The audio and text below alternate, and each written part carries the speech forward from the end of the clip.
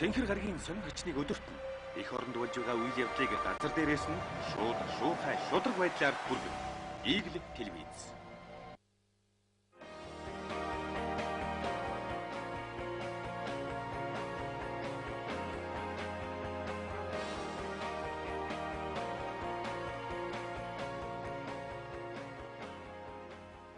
Бидэнд хамт үзэж та бүхэндээ баярлалаа. Монголын үйлдвэрчний эвлэлийн ерөнхийлөгч Ганбаатар Игэл телевизийн студид ажиллаж байна. Тэгэхээр нийгмийн даатгалын асуудалд бас үйлдвэрчний эвлэл нэлийн анхаарлаа хандуулж бас ажиллаж байгаа. Тэгэхээр бид нар одоо нийгмийн даатгал байнга төлж яадаг за ажил олгогч байгууллагаас 10% нь өөрсдөө 10% төлөөл ингээл явдаг. Тэгээд бидний төлсөн энэ одоо шимтгэл маань төрийн сан төвлөрч байгаа. Тэгээд эргээд бидэнд одоо ямар ачаал бүгдэлтэй юм бид одоо яг энэ мөнгөндөө хяналт тавих ямар боломж байд юм бэ гэсэн ийм асуудлууд байнга гарч ирдэг л дээ. Тэгэхээр энэ асуудлууд өнөөдөр Монголын нөхцөл ямар шохон байдаг юм бол та мэдээлэл өгөхгүй юу? Нийгмийн даатгалын мөнгө бол хувь хүний мөнгө. Энэ төрд өгч байгаа мөнгө биш. Хувь хүний мөнгө. Өөрөөр хэлбэл та их баталгаатай нэг одоо нутгийн нэг ахмад хүн байлаа гэж бодъё да. Одоо мөнгө их үнийн шударгатай юм сайхан сэтгэлтэй хүн байлаа. Тэр хүнд мөнгөө ингээл сар болгон цалингийнхаа 20% өгдөг.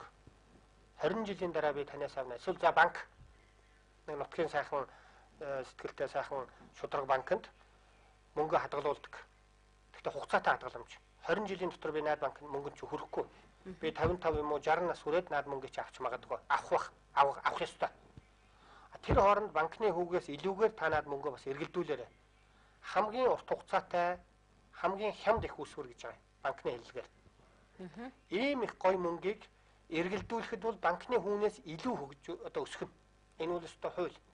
Оюут толгойд өнөөдөр явж байгаа эргэлдэж байгаа хөрөнгө оруулж байгаа мөнгө бол Канадын даатгуулагчдын мөнгө шүү дээ. Нийгмийн даатгуулагчдын мөнгө. Канадын тэтгэврийн авагчид 5 жилийн дараа 3 жилийн дараа тэр бол хэдэн 300 сая доллар нь хэдэн тэрбум доллар болоод очихыг хэн ч мэдэхгүй. Өөрөлд бидний мөнгөөр одоо юу аюу толгоор хөрөнгө оруулаач гэж би хэлэхгээгүй. Өөр цаан чин тэгдэм байна л гэдгийг хэлж байна. Тэгэхээр бидний энэ мөнгийг яг л хугацаатай хадгаламжинд өгөөд 55 юм уу 60 хүрээд би хөдөлмөрийн чадваргүй болоод юм уу эсвэл настай болонгуудаа наадах чи авч хэрэглэн би. Буцаагаад авч хэрэглэнэ гэсэн санаа. Энэ бол хувь хүний мөнгө. Гэтэл энэ мөнгийг төр өөрийнхөө мөнгө юм шиг хэрэгжилчихсэн байгаа.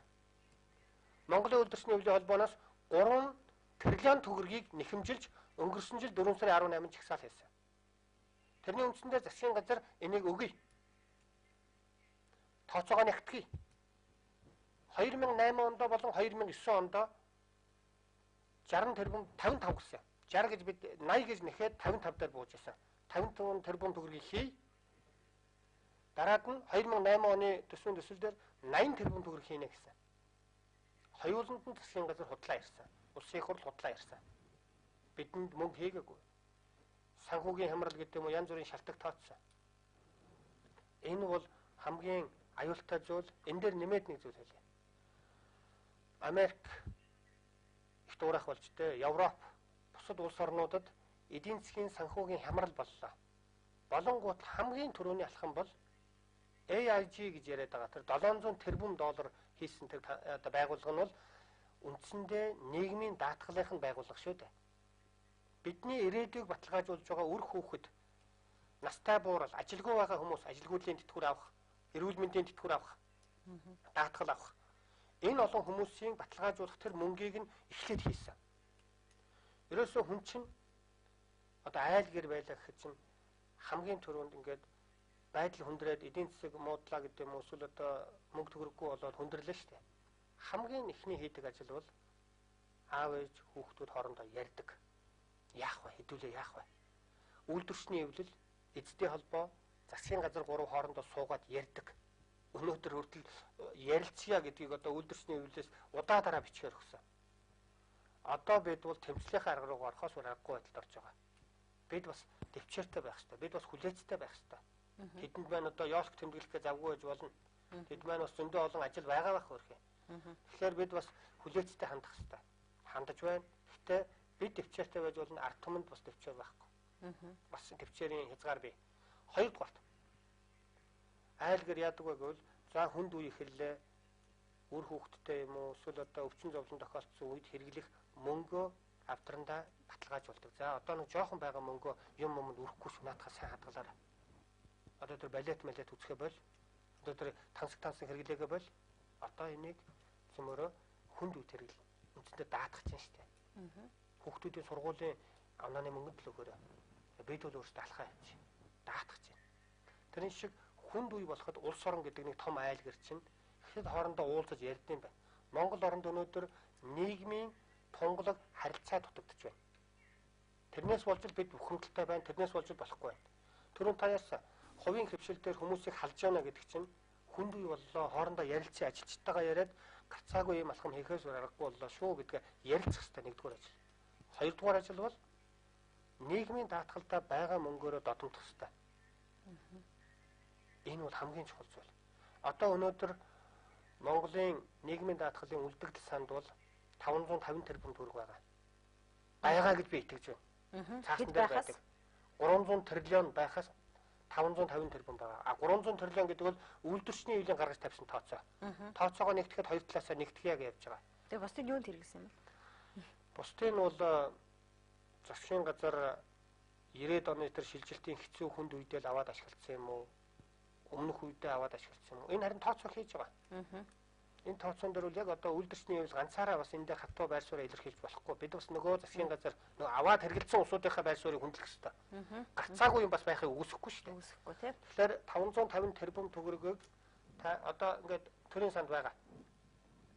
Энэ мөнгө 0.2% хүүгээр л жил төсдөг. Урд нь бол сард 0.6% хүүтэйгээр хаан банкнд байршиж байсан. Хуулиндаа арилжааны банкнд байршуул гэж заасан байдаг. Хуулиндаа. Хуулиа зөрчөөд төрийн сандаа байршуулж байгаа. Хуулиа зөрчөөд. Энэ мөнгө арилжааны банкнд байршуулсан тохиолдолд энэ арилжааны банкны жилийн хөвөл нэг 18%.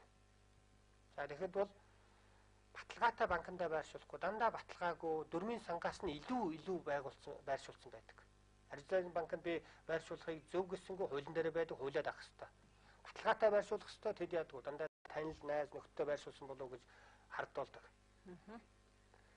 Өөрөөр хэлбэл та бидний ирээдүйг баталгаажуулж байгаа мөнгөн дээр дураараа дүргэж байна. Энийг болооч ээ. Мөнгөө баталгаажуулаач ээ. Тооцоогоо нэгтгэе. Өр төлбөрөө тооцъё гэдгийг Монголын үйлдвэрчний хөвлийн холбооноос тэмцэл хийж байгаа. Тэгээ эвлээс ямарч байсан бичиг цаас бол явуулсан. Тийм тогтоол бас бүр засгийн газрын тогтоол гарсан. Одоо ганцхан тогтоолоо хэрэгжүүлэхгүй байгаа. Тэгээ хэрэгжүүлэхгүй байгаа энэ үед одоо өөрсдийн гаргасан тогтоол шийдвэрийг хэрэгжүүлэхгүй байна гэдгээр нь одоо засгийн газрыг бид шүүхтэл өгөх ажил байна. Гэхдээ одоо засаг төрөө шүүхэд өгөхлөөр чи нөгөө ахмад буурлууд маань одоо бүр буруугаар ойлгоод эхлэв шүү дээ. Энэ хүүхэд одоо яасан сонио хүүхэд вэ гэж бодно.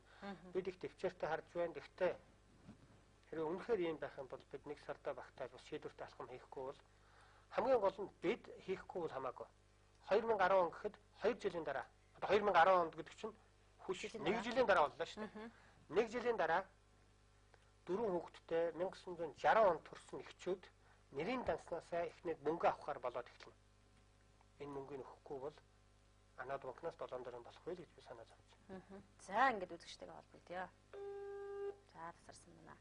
За ямар ч байсан тэгвэл төрийн санд байгаа мөнгөний асуудал бол ямар ч гэсэн яригдж эхлэх нь энэ 2009 онд энэ бас дор нь одоо шийдэгдчих асуудал биш ээ. Нэлээд олон удаагийн уулзалт, олон удаагийн одоо тооцоо судалгаа байж ээж бас үндэслэлтэй зөвлөд гаргаж ирэх нэ гэж ойлгож болох нь тийм. Тий. За ингээд үзэгчтэйгээ холбогдъё. Байна уу? Байна орой минь. За орой минь. Шинэ жилийн минь төргий. За шинэ жилийн минь. За шинэ минь төргий. Бидний ийм асуулт байна. Одоо энэ Европын холбоо намтын хөвлөг орнууд Америк тэр Монголын оюун бүтээгдэхүүнийг авъя гэдэг дахиад 3 жил сугч байгаа. Тэгвэл одоо энийг ажиллуулж байгаа энэ улсууд хятадууд байдаг. Би энийг ер нь додоод болчих нь болохгүй. Тэгээд танаа хөдөлмөрийн хөлсний хэмжээр 100 мянга бичээд тэр 100 хагас бүтэнсээ өдрийн 16 цаг 17 цаг ажиллуулж тамалчаад тэгээ өгж байгаа 100 мянган төгрөг. Тэгээ элдв хангаа суудгал. Манайх чинь эрс дээрээс уус амьсгалтаа түүнийх нь амьдрал нь 97 хүртэл ядуурсан баазар амьдралтай улс шүү дээ. Даапаг шиг. Тэр апагийн хэдэн таа суус байдаг шүү дээ Монгол ордыг л хаадас. Ядуу болсон айцын сайхан ард түмнийг.